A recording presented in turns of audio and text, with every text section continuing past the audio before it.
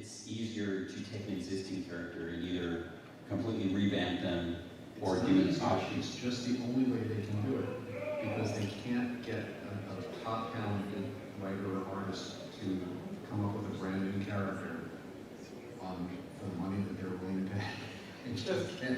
There's another aspect to that though, in having spoken to several writers along the way and some of the people in charge of companies, and it's that, strangely enough, if, say, tomorrow somebody wanted to take Deathstroke because he was famous from the TV show and turn him into a leper who shot, fizzies at people, little things that color milk. I don't know if they still make it.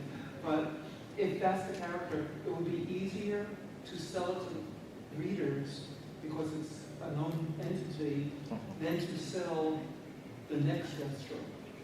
Because it's like, I don't know who this character is, I only have so much money, I'm gonna buy something I already know. And it's easier therefore to change a character because you can get it sold to these companies than introduce brand new characters, because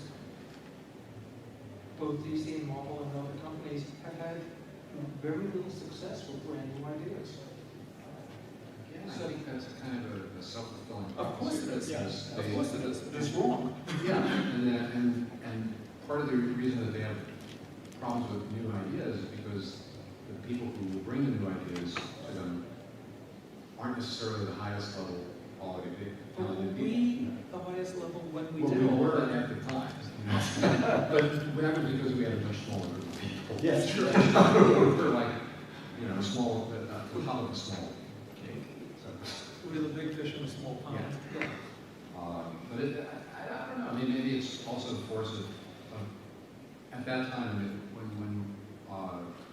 we were working for Marvel in the early '70s.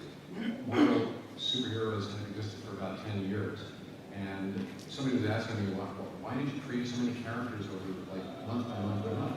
I said, because there were only like 10 or 12, supervillains when I came in who were consistently around. So I had to do something every month, and I could, and then what do I do for the next month?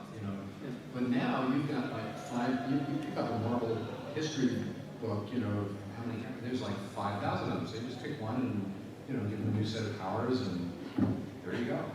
So.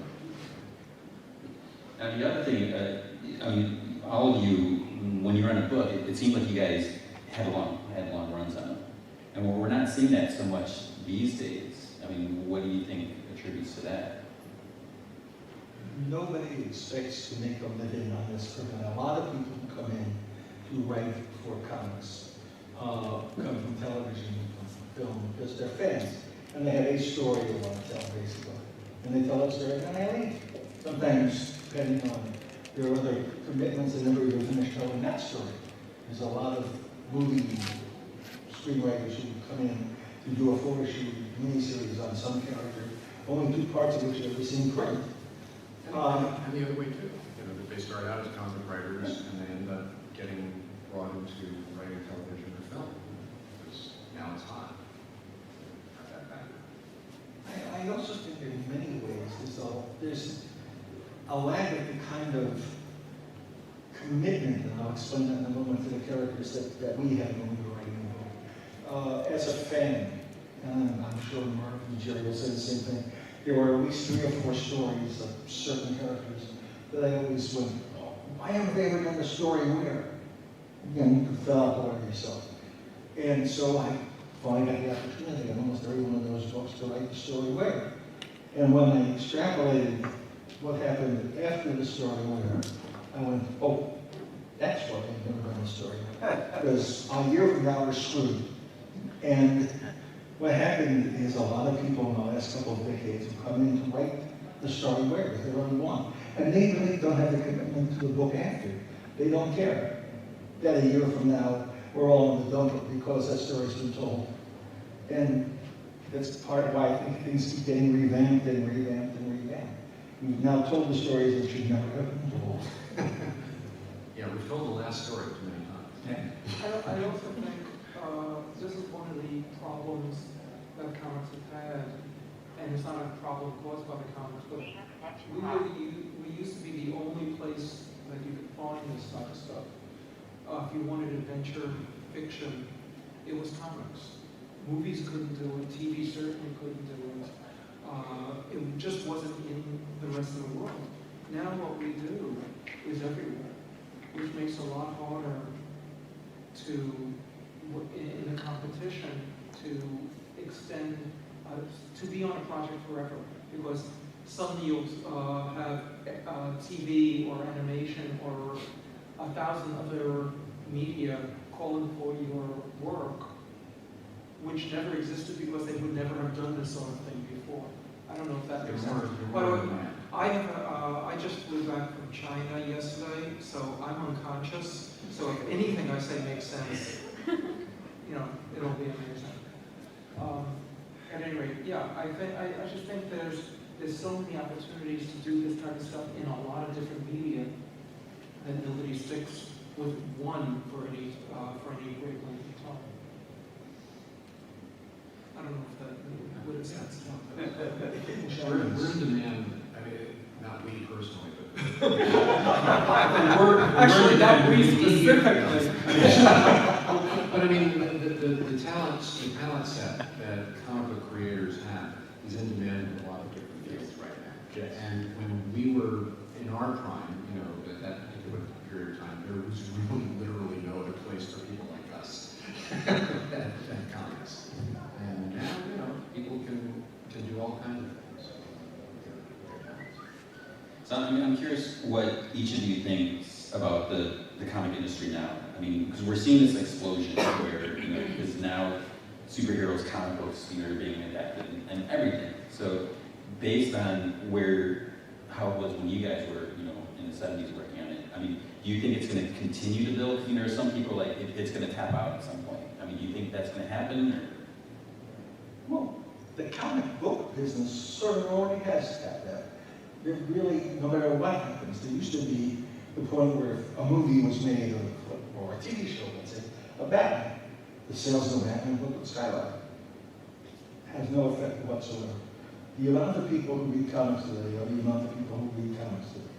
Unless you staple $1 into every book you sell them, it's not one person who's going to buy another book. The other ones who do.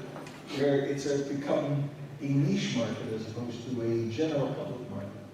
And that's kind of where we're stuck, I think, on some level. Well, here's an interesting bit of math.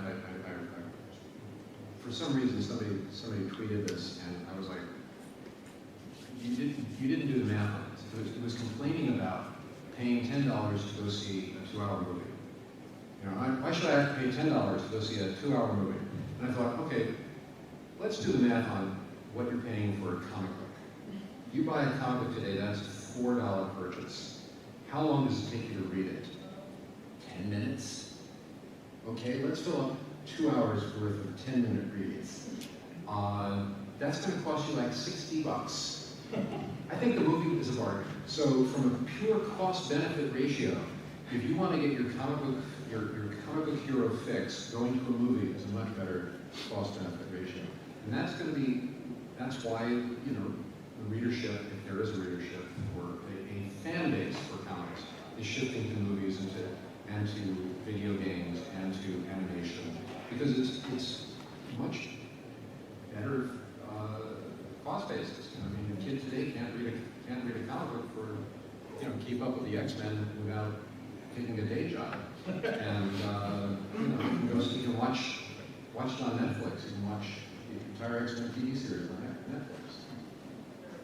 More bang for the buck. Yeah. I'm going to take a different tact and answer your question differently, because my brain doesn't work. I think this is maybe one of the best times the comics has ever been in. We have some of the best writing in comics. We have some of the best concepts. They're not all the superhero stuff, which is what we talk about. There are a lot of independent things that are now being done for every age group possible. We see stuff done for kids, we see stuff done for teenagers, for old people, for all different ages. And some of them are just beautifully written. And you look at some of the graphic novels being published by some of the book companies and some of the I read a couple of them every so often when my store tells me this one's worth reading. Because there's no publicity, so I have no idea otherwise. And I'm amazed at how well done they are. So I actually think this is the new golden age of comics. They should be selling better. They should do all of this, and I hope that digital will help, because comics will come to you rather than you having to find a store. We're lucky here in Southern California because there are a ton of stores, but there are states that don't have any. And that's ridiculous because there are certain people who love it. I think digital is the best way if the companies would get together and actually advertise their existence. But I truly believe that some of the best comics ever done are being done today. They're just not being done always by the majors and always in the superhero stuff. But everyone here is an adult. There's not one kid that I can see in this entire audience. And there's a comic for no matter what age group you are, there will be some comic book that you will really enjoy. So I think it's a great time. All right.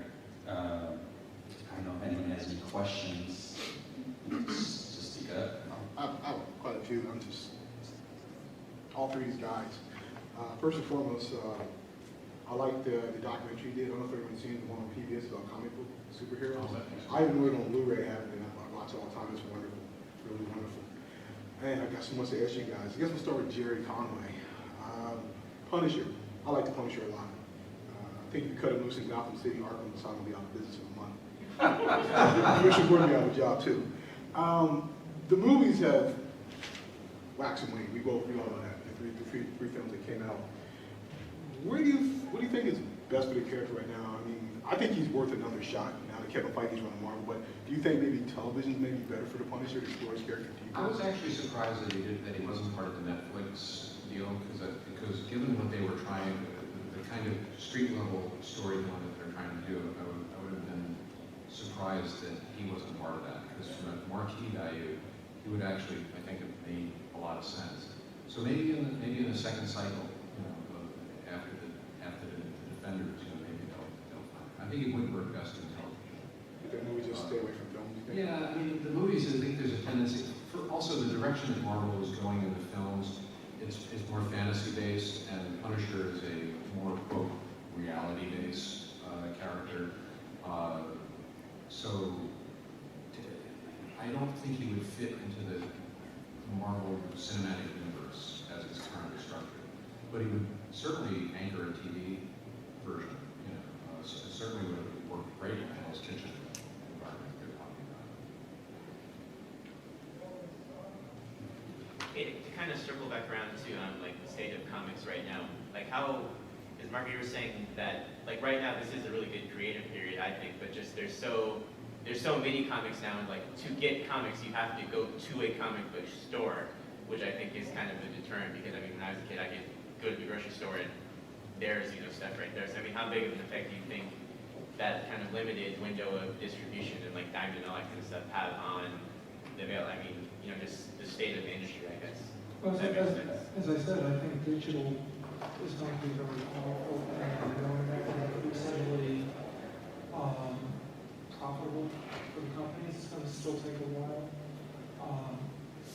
In my mind, and I know this is sort of weird, but as far as I'm concerned, the monthly comics can go all digital and have no printed book, and then print beautiful collections. I mean, really bookshelf collections that you would be proud to put up there of the entire run of that storyline. But the monthlies, the floppies, can go away as far as I'm concerned, because they sell less and less all the time. But the collected editions do far better. And I think that would be better for the stores. They make more money.